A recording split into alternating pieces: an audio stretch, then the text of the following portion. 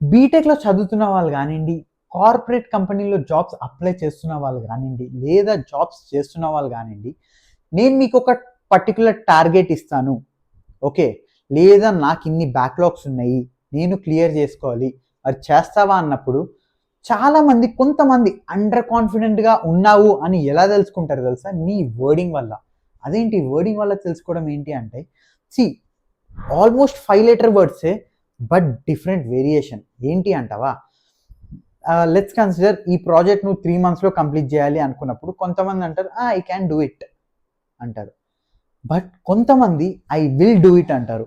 So రెండు 5 letter వర్డ్సే, but మీరు అబ్జర్వ్ చేస్తే ఐ క్యాన్ తర్వాత ఎన్నో లెటర్స్ రావచ్చు continuation. I can do it but let's see, I can do it but not sure, but I will do it దాని తర్వాత ఇంకోటి లేదు, you need to do it.